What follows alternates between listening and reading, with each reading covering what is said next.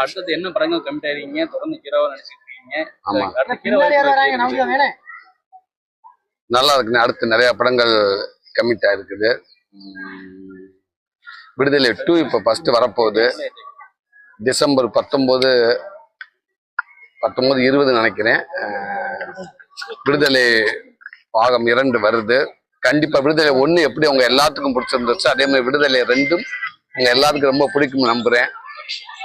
நேற்று பாடல் வெளியாகிருக்கு, ரொம்ப வரவேற்கப்பட்டிருக்கு. இப்போ உள்ள பாடல்கள் இல்லாம எல்லாருமே 90s பாடல்கள் நினைவுபடுத்துற மாதிரி வச்சிருக்காங்க. இளையராஜாவோட இசை அந்த படத்துக்கு ரொம்ப ரொம்ப நல்லா இருக்கு. நீங்க எல்லாம் பாட்டு கேட்டிருப்பீங்கன்னு நினைக்கிறேன்.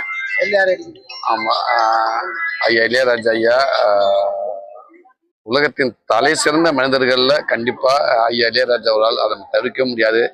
இன்னைக்கு 82 வயசு 83 வயசுலயும் ஒரு மனிதர் காலையில எந்திரிச்சு 4 மணிக்கு எந்திரிச்சு தொழில் பக்தியோட உட்காந்து தியானம் பண்ணி பாடல்கள் எழுதி, இந்த வயசுல பாடல்கள் எழுதி மியூசிக் போட்டு பாடி இருக்காருன்னா உண்மைக்கு அவர் இருக்கிற சினிமாவில், அவர் ஒர்க் பண்ணிட்டு இருக்க சினிமாவில் நானும் ஒரு நடிகனா இருக்குங்கிறது மிகப்பெரிய பாக்கியமா நினைக்கிறேன். உண்மைக்கு இன்னைக்கு அவர் இருக்க இந்த காலகட்டத்தில் நம்மளால இருக்குது ஒரு பெரிய பாக்கியமா நினைக்கிறேன். இன்னும் அவர் இந்த இயற்கையும் இந்த இறைவனும் ஐயா இளையராஜா ஐயா அவர்களுக்கு உடல் ஆரோக்கியத்தையும் நீண்ட ஆயுஷை கொடுத்து அவர் இன்னும் நம்மளுக்கு பல படங்கள் மியூசிக்கும் பல படங்கள் வரிகளும் அவர் கொடுத்துட்டே நான் வேண்டிக்கிறேன் இந்த முருகன்கிட்ட. இன்னைக்கு மியூசிக் வந்து எழுத்து வடிவில் எழுதக்கூடிய ஒரே இசையமைப்பாளர் வந்து இளையராஜா தான் அப்படின்னு ஒரு வந்துகிட்டு இருக்கு. அந்த எந்த அளவுக்கு அது வந்து உண்மை. அவருடைய எழுத்துல வந்து நீங்க ஒரு மியூசிக்கா நம்ம கடந்து போயிட முடியாது. எவ்வளவோ பாட்டுகள் வரும், பாட்டை கேட்டு அப்படியே போயிடுற. ஆனா இன்னைக்கு ஒரு எளிய சாமானியன், ஒரு ரசிகனும் கூட அவருடைய ஒரு சாதாரண சாமானியன் கூட அவருடைய பாடல வரிகளை கேட்டா திருப்பி பாடிக்கிட்டே இருக்க தோணும். ஒரு பாட்டா மட்டும் இல்லாம நம்ம பல ஒரு வாழ்க்கை இருக்கு, அதுல ஒரு அற்புதமான ஒரு வாழ்வியலை கொடுக்கக்கூடிய ஒரு மியூசிக் டைரக்டர் தான் இளையராஜா ஐயா அவர்கள். புக்கு தான் உண்மை, காலத்துக்கு நம்ம படிச்சுக்கிட்டே இருக்க வேண்டிய ஒரு புக்கு தான் அது. இளையராஜாண்டு ஒரு அவ்வளவு அந்த உருவத்துக்கு அந்த உயர இருக்கிற அளவுக்கு ஒரு புக்கு தான் அது.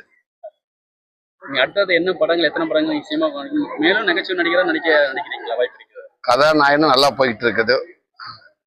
காமெடியும் நீங்களே கொடுத்தீங்க, கதாநாயகனும் இந்த மக்கள் தான் கொடுத்துருக்காங்க, வரவேற்றிருக்காங்க.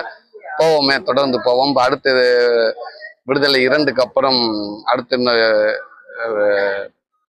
விலங்கு வெப் சீரிஸ் அதை இயக்குன டாக்டர் பிரசாந்த். ஆமா, அவரு கருடன் படத்தை கொடுத்த ப்ரொடியூசர் கே. குமார் சார், அவங்க தயாரிப்பது அடுத்து நான் நடிக்க போறேன்.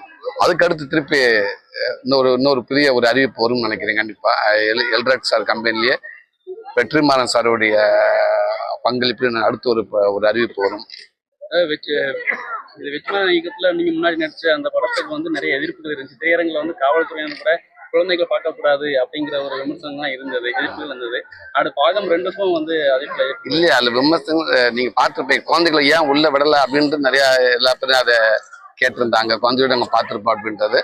சில அந்த காட்சிகள் ரத்தங்கள் சிலது, அதனால குழந்தைகள் பார்க்க வேண்டான்ற மாதிரி தான் அவங்க சொல்லியிருந்தாங்க. சர்டிஃபிகேட் வந்துருச்சு. கண்டிப்பா இது யூஏ வரும்னு நினைக்கிறேன். ஆமா, எல்லாரும் பாக்குற படம் மாதிரி அந்த விடுதலை 2 கண்டிப்பா இது இருக்கும். ஆமா, இதுவும் கங்குவா படத்துக்கான எதிர்மறை விமர்சனம் எப்படி பாக்குறீங்க? ஜோதியா கூட சொல்லியிருக்காங்க, இந்த விமர்சனங்கள் வந்து முதல் காட்சி வெளியாக முன்னாடி இந்த விமர்சனங்கள் வந்து திட்டமிட்டு இருக்கு அப்படின்னு சொல்லிட்டு.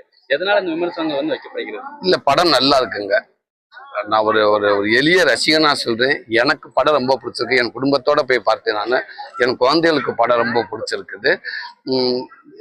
நீங்க நெகட்டிவா ஒரு 4-5 பேர் பேசுறாங்கன்றக்கா நம்ம அதை நம்ம மனசுல வைக்க வேண்டாம். நிறைய பேர் பாசிட்டிவா சொல்றாங்களே, எல்லாரும் படம் பார்த்துக்கணும்னு சொல்றாங்க. தமிழ் சினிமாவை அடுத்த கட்டத்துக்கு எடுத்து போறதுக்கு முயற்சி பண்ணியிருக்காங்க. அந்த எண்ணத்துக்கும் அந்த முயற்சிக்கும் நான் உண்மைக்கு நான் தலை வணங்குறேன். நம்ம எல்லாரும் பாராட்டக்கூடிய விஷயம். இவ்வளவு பேர் உழைப்பு போட்டிருக்காங்க இல்லையா, அதை நீங்க படம் பார்த்துருப்பீங்கன்னு நினைக்கிறேன். கடின உழைப்பு போட்டிருக்காங்க. ஒரு 2 வருஷத்துக்கு மேல அவ்வளவு பேருக்கு வேலை கொடுத்துருக்காங்க. பல கோடி கடனை வாங்கி படம் எடுக்கிற தயாரிப்பாளர் வந்து யாரு வந்து தான் படம் தோக்கணும்னு படம் எடுக்க போறது கிடையாது. இவ்வளவு இத்தனை வருஷம் ஒர்க் பண்ணிட்டு ஒரு நடிகர் யாரும் வந்து நான் இந்த படம் தோக்கணும் அப்படின்னு நினைச்சு யாரும் நடிக்க போறது கிடையாது, உழைப்பப்பட போறது கிடையாது. எல்லாமே இந்த படம் வெற்றி அடையணும், மக்களுக்கு பிடிக்கணுன்றக்காக வேலை செய்யணும். கண்டிப்பா அது ஒரு நடந்திருக்குன்னு நான் நினைக்கிறேன். ஒன்றும் கண்டிப்பா மக்கள் நிறைய சப்போர்ட் பண்றாங்க, நிறைய பேர் பார்த்துட்டு இருக்காங்க. ஒரு சில பேர் வந்து அது வேற மாதிரி, அது அவங்க இப்ப எல்லாம் எப்படின்னு படம் பார்த்து சொல்றதை விட அது வாரம் வந்து அந்த கேமரா முன்னாடி ஏதோ ஒண்ணு சொன்னா, நெகட்டிவா சொன்னாதான் நிறைய பேருக்கு ரீச் ஆகுது. அதுக்காகவே வந்து படம் பார்த்துட்டு அதுக்காகவே சில பேர் பேசுறாங்க. அப்படி ஓகே, அது அவங்க தனிப்பட்டதா இருக்கலாம். கண்டிப்பா படம் எல்லாத்துக்கும் பிடிக்குங்க. தனுஷ் நயன்தாரா மேட்டர் தெரியல, அது எனக்கு தெரியல. தனுஷுக்கும் நயன்தாராவுக்கும் இப்போ வந்து ஒரு இடைப்பட்ட ஒரு 10 கோடி ரூபாய் கேட்கறதுல ஒரு பிரச்சனை போயிட்டு தெரியலங்க, அதை நான் கவனிக்கல. அப்படியே இருந்தது அவங்களுக்குள்ள இருக்காத விஷயங்கள். கண்டிப்பா அது ஐயா முருகனை பார்க்க வந்திருக்கேன். திருச்செந்தூர் முருகனை போன வருஷம் வந்து இந்த வருஷமும் வந்திருக்கேன். நான் வந்து கண்டிப்பா ஐயாவோட ஆசீர்வாதத்தை வாங்கி போனான்னு வந்து